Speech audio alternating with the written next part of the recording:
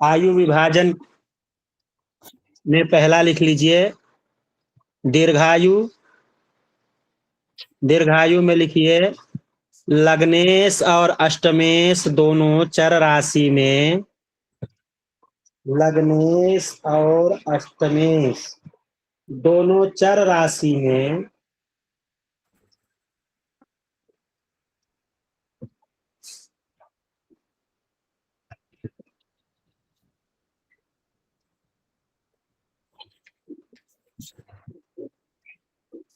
अथवा एक स्थिर और दूसरा द्विस्वभाव राशि में होने से दीर्घायु होती है।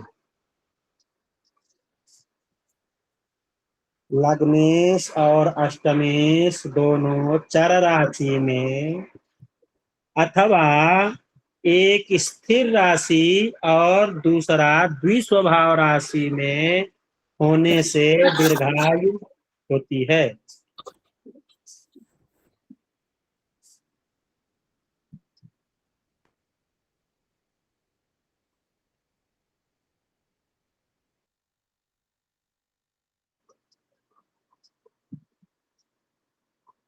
अथवा एक स्थिर और दूसरा द्विस्वभाव राशि में होने से दीर्घायु होती है। नंबर 2 लिख लीजिए मध्यम आयु।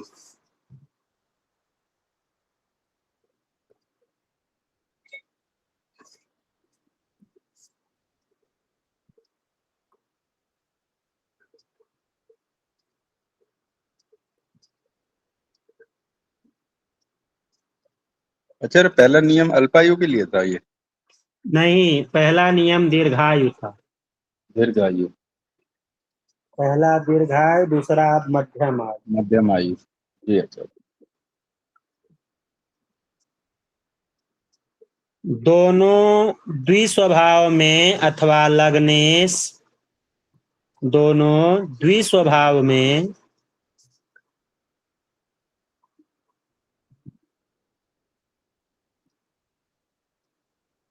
दोनों द्विस्वभाव में अथवा लग्नेश या अष्टमेश में लग्नेश या अष्टमेश में एक चर राशि में दूसरा स्थिर राशि में हो तो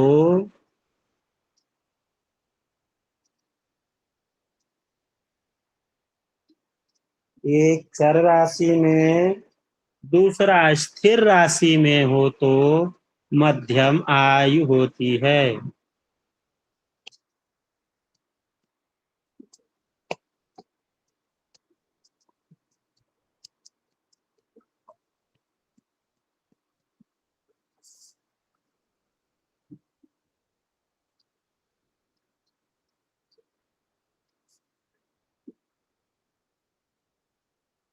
तीसरा लिखिए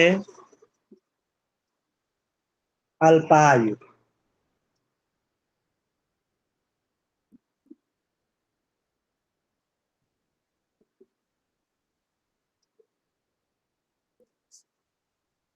अल्पायु में लिखिए लग्नेश अष्टमेश दोनों स्थिर राशियों में लग्नेश अष्टमेश दोनों स्थिर राशियों में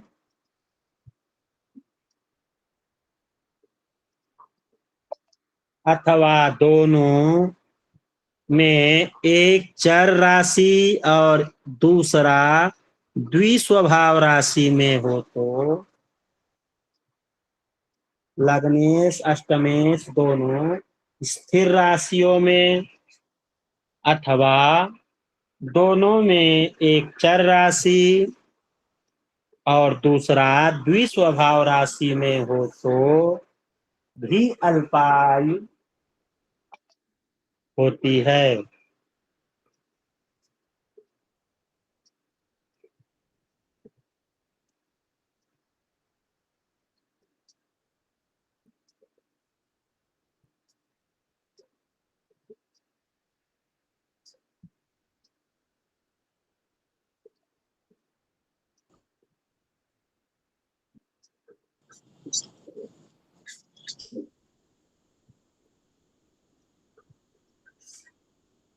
अब लिखिए, एक आप लोग चक्र बनाना है। खड़ी लाइन आप लोग कर लीजिए 5 और बेड़ी लाइन आप लोग कर लीजिए 5। खड़ी लाइन 5, बेड़ी लाइन 5।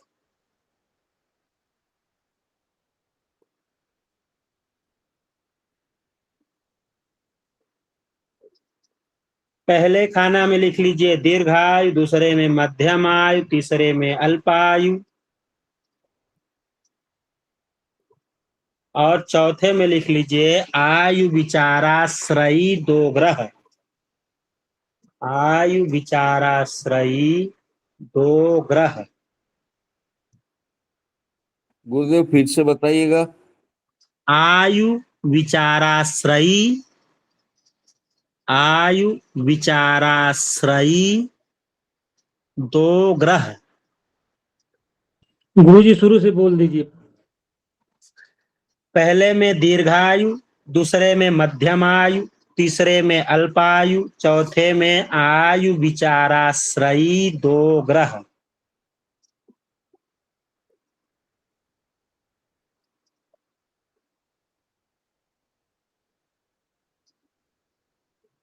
ये तो लेफ्ट से राइट लिखेंगे ना गुरुदेव? हाँ, लेफ्ट से राइट लिखेंगे। अब ऊपर से नीचे लिखना है। दीर्घायु के नीचे लिखिए चर धन चर, चर धन चर।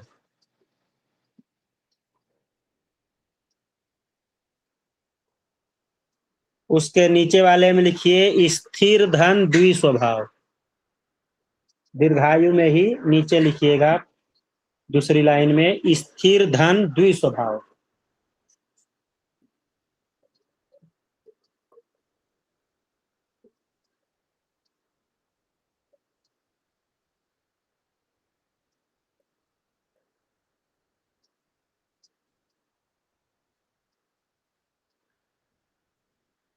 तीसरे में भी लिखिएगा स्थिर धन द्विस्वभाव।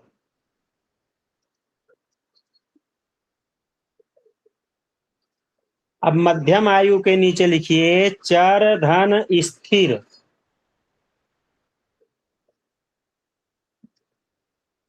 चर धन स्थिर।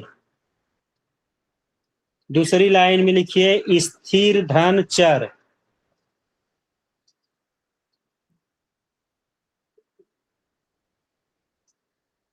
इसके नीचे के राइट में नहीं, जहां आपने लिखा मध्यम आयु के नीचे चर धन स्थिर, उसके बाद स्थिर धन चर।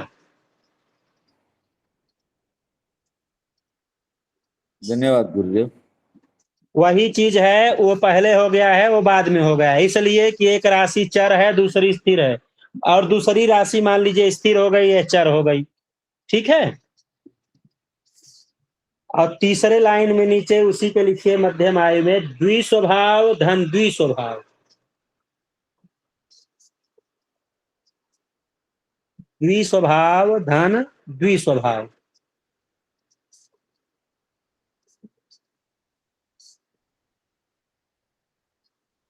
अल्पायु में लिखिए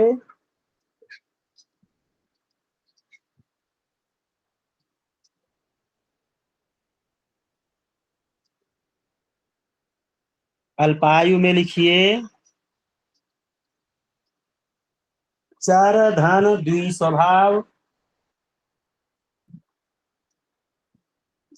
चर धन द्विस्वभाव। दूसरी लाइन में लिखिए स्थिर धन स्थिर।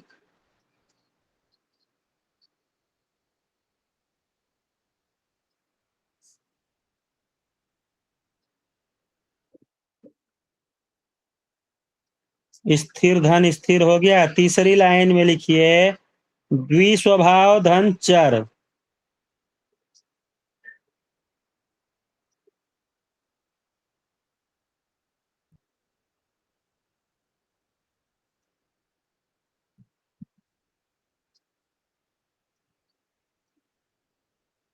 अब आयु विचाराश्रयी दो ग्रह में जो है उसके नीचे दो कोष्टक में लगातार, पहले कोष्टक में और दूसरे कोष्टक में सेम वही लिख दीजिए जो आप लिखे हैं। आयु विचाराश्रयी दो ग्रह, आयु विचाराश्रयी दो ग्रह, और नीचे वाली लाइन में ये लिख लीजिए, तो हैंड राइज करिए तो बोलता हूं।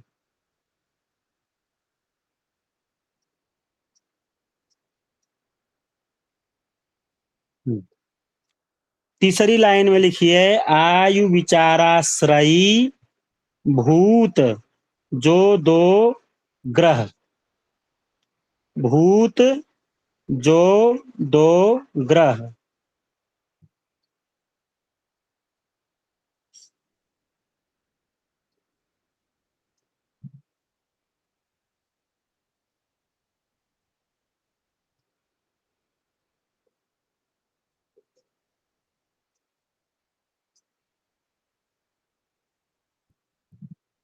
हो गया। अब लिखिए मुख्यतः, हम एक हेडिंग डाल लीजिए मुख्यतः, उसमें 1 नंबर लिखिए लग्नेश और अष्टमेश से, लग्नेश और अष्टमेश से विचार करने की बात है कि विचार कैसे कैसे किया जा सकता है। तो लग्नेश और अष्टमेश से। दूसरे नंबर में लिखिए लग्न राशि और चंद्र राशि से। पहला विचार करने का तरीका लग्नेश और अष्टमेश से, दूसरा लग्न राशि और चंद्र राशि से, अथवा दूसरे में ही अथवा शनि राशि या चंद्र राशि से।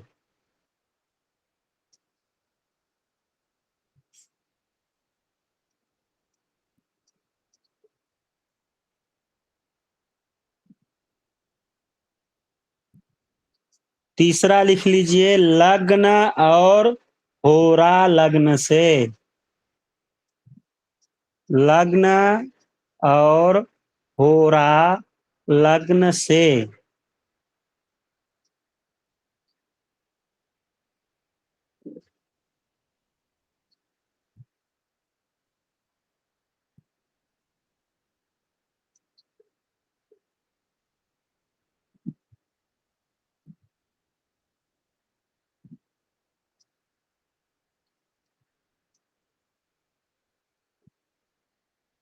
इस प्रकार इन तीनों में से एक ही प्रकार की, इस प्रकार इन तीनों से एक ही प्रकार की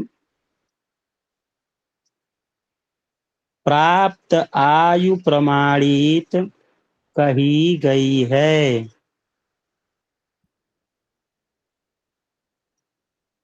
इस प्रकार इन तीनों से एक ही प्रकार की प्राप्त आयु प्रमाणित कही गई है।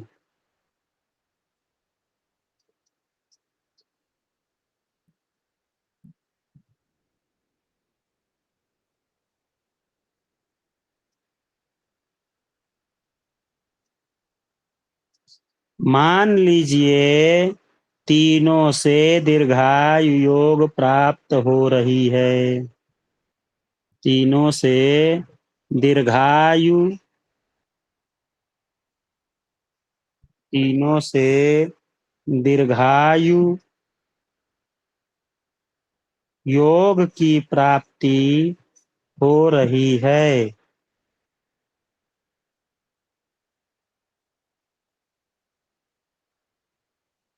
मतलब 3 तरीका बताया गया है, तीनों से दीर्घायु का ही योग प्राप्त हो रहा है। तो 80 से 120 वर्ष तक की आयु कही जा सकती है।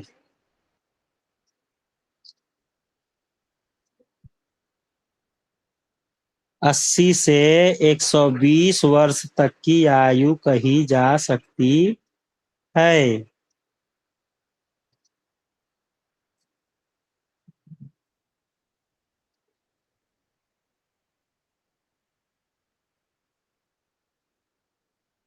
हो जाया करे तो हैंड राइज कर दिया करिए आप लोग।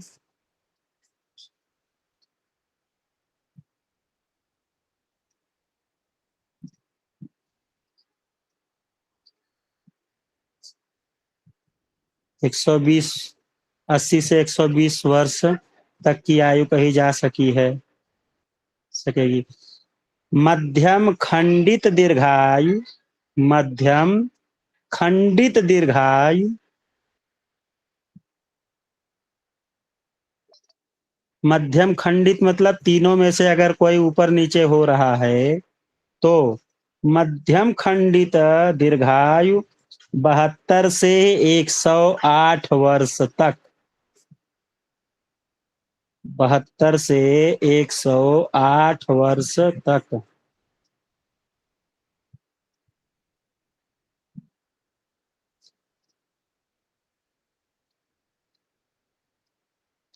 एवं लघु खंडित आयु 64 से 96 वर्ष तक।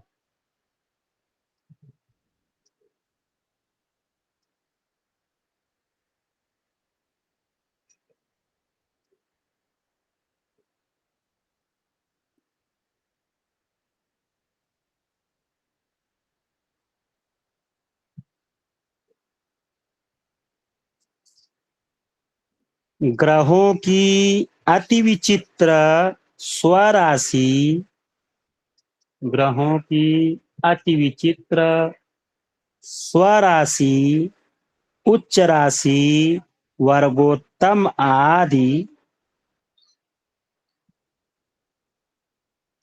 स्वराशि, उच्च राशि, वर्गोत्तम आदि और नीच शत्रु आदि,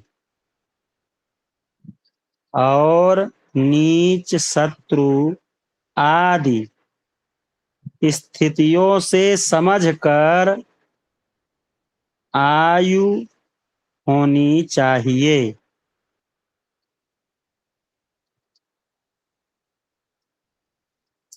स्थितियों से समझकर आयु होनी चाहिए।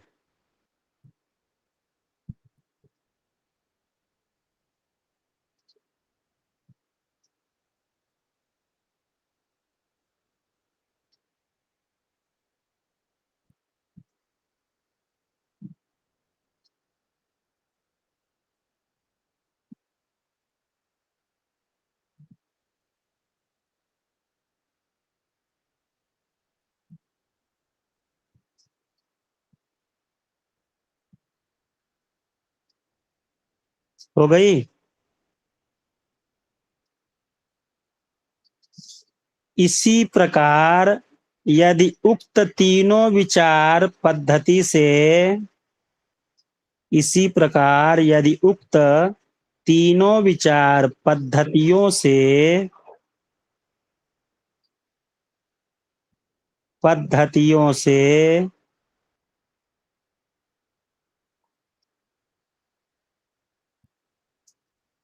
तीनों विचार पद्धतियों से दीर्घायु बराबर 1, मध्यम आयु बराबर 2,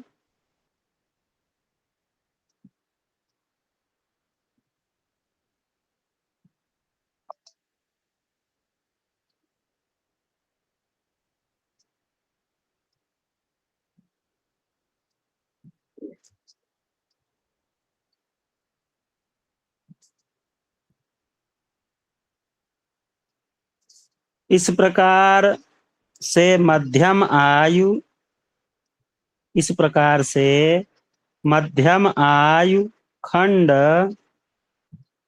36 गुणे 2 बराबर 72 में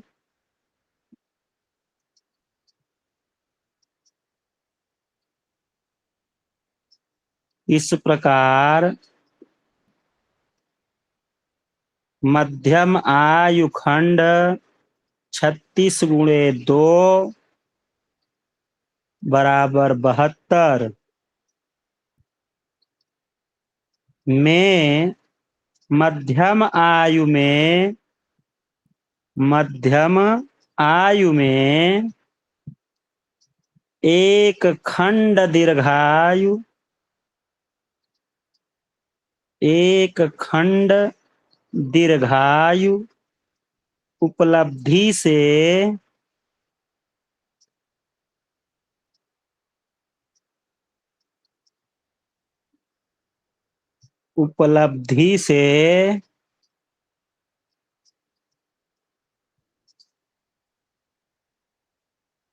मध्यम आयु में दीर्घायु,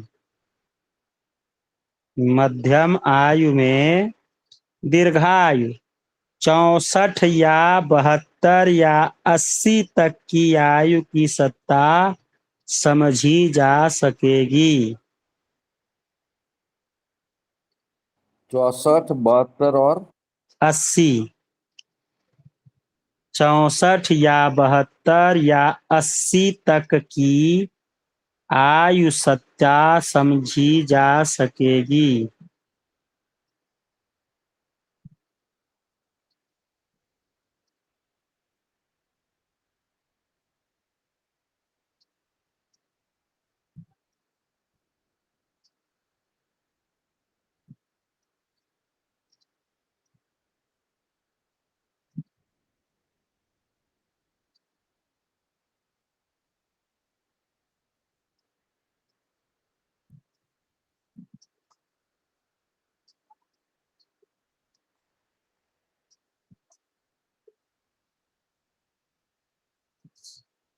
यदि उक्त पद्धतियों में तीनों प्रकार से, यदि उक्त पद्धतियों में तीनों प्रकार से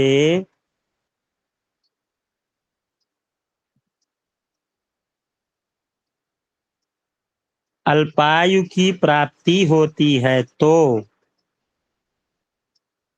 अल्पायु की प्राप्ति होती है तो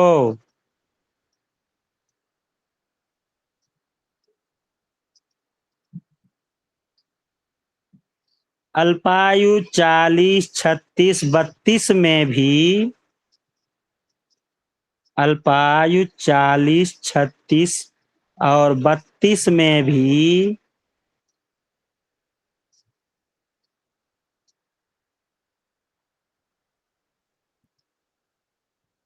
अल्पायु 40, 36 और 32 में भी अल्पायु तो अनुपात से 40 गुणे 108 बटे 120,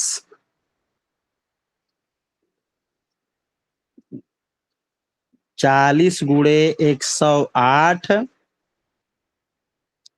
बटे 20 बटे 120 बराबर 36,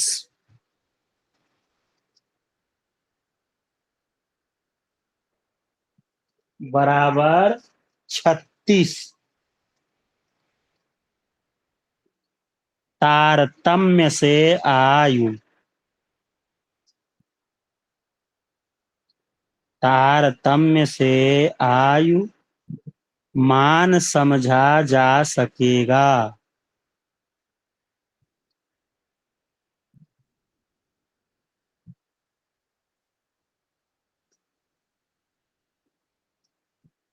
या फिर 36 गुणे 32 बटे 96, 36 गुणे 32 बटे 96 बराबर 18 वर्ष,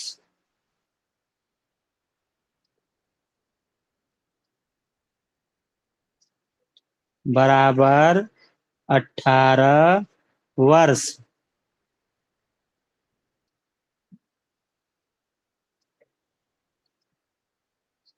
या 32 गुणे 32 बटे 64,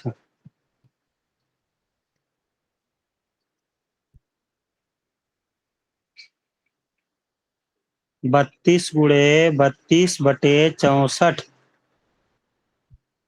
में 16 वर्ष या अनेक प्रकार की 16 वर्ष या अनेक प्रकार की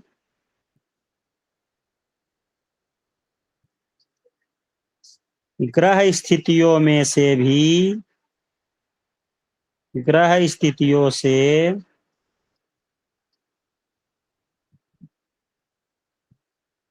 ग्रह स्थितियों से इससे भी योग कम हो सकता है।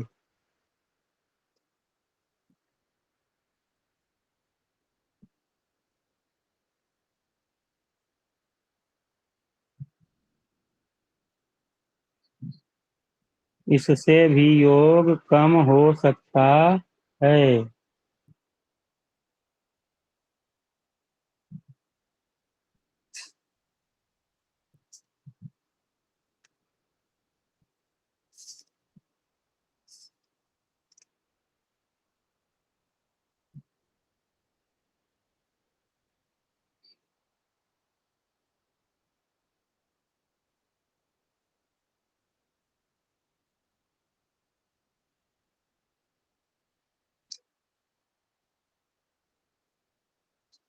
अब कहते हैं दूसरे श्लोक और तीसरे श्लोक में क्या कह रहे हैं।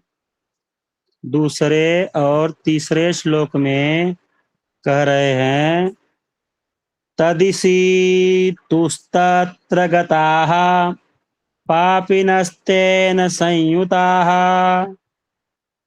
तेषां दशा विपाकेषु संभवे निधनं नृणाम् तेषां संभवे साक्षात् द्वययाधीश शाश्वती। मतलब कह रहे हैं कि मृत्यु कब होगी इस पर विचार किया जा सकता है।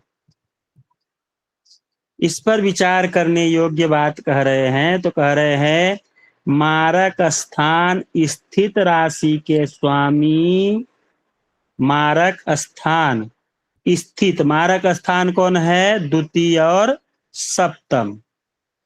मारक स्थान स्थित राशि के स्वामी ग्रह की दशा में जातक का मरण होता है। ठीक है। मारक स्थान स्थित राशि के स्वामी ग्रह की दशा में जातक का मरण होता है। अब वह चाहे अल्पायु है तो 18 वर्ष में आ गई तो 18, 36 में आ गई तो 36, 26 में आ गई तो 26, 22 में आ गई तो 22, 25 में आ गई तो 25। तो जब आएगी तब ही मरण होता है। यह एक सामान्य अर्थ कहा जाएगा क्योंकि पूर्व विवरण से सर्वप्रथम जातक की आयु के प्रमाण वर्ष ज्ञात किए जा चुके हैं, जो कि पहले ही बताया जा चुका है कि जातक की आयु कितनी होती है, दीर्घायु है और मध्यम आयु है और अल्पायु है। तो उस स्थिति में ग्रह स्थिति भी मारक ग्रह की दशा का समय जातक के बाल्यावस्था, यौवन अवस्था या किसी भी समय मारक ग्रह अंतर्दशा आदि में भोग जाने पे मृत्यु का निश्चित ही होगा। जैसे हमने शुरू से कहा है आपको, वही इन्होंने भी कहा है कि जब भी मारक भाव के स्थित स्वामी ग्रह की दशा, अंतरदशा, प्रत्यंतर दशा, सूक्ष्म दशा, प्राण दशा इत्यादि आएगी, उसी समय पे जातक की मृत्यु होगी। ये हो गया। उसके बाद में कह रहे हैं मृत्यु का निश्चय नहीं किया जाना चाहिए। कोई भी किसी भी प्रकार से अगर कोई पूछता भी है तो मृत्यु का निश्चय नहीं करना चाहिए, बताना नहीं चाहिए, बोलना नहीं चाहिए, क्योंकि मृत्यु का निर्धारण बताना अच्छी बात नहीं है, लेकिन अपने में विचार करना चाहिए। अपने ही मृत्यु का निश्चय नहीं किया जाना चाहिए, अर्थात अवस्था की पूर्ति के समय संभव है, मारकेश दशा का समय नहीं हो तो मारक समय में निर्णय के लिए व्ययेशो व्यय भावेश ग्रह की दशा अंतरदशा में भी यह कार्य हो सकता है। जैसा कि हमने आप लोगों को पहले लिखवाया है कि अगर मार्केश प्रबल नहीं है तो 6, 8, 12, अगर प्रबल है तो 6, 8, 12 में व्यय भाव की दशा अंतरदशा और सूक्ष्म दशा में भी मृत्यु या मृत्यु तुल्य कष्ट होता है, या निधन होता है, या मरण कहना चाहिए।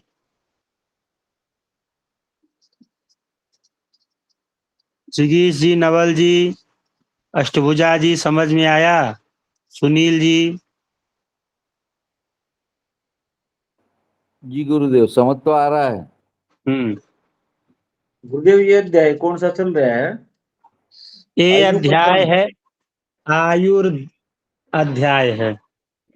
आयुर्अध्याय हम्म। पंचम अध्याय है या चतुर्थ अध्याय है?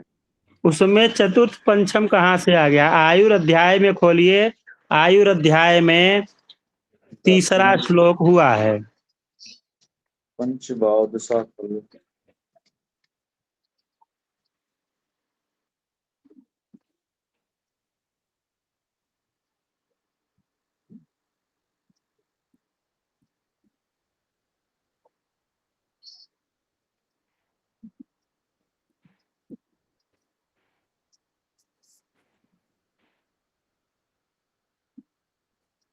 सुनील जी, रिकॉर्डिंग बंद कर दीजिए।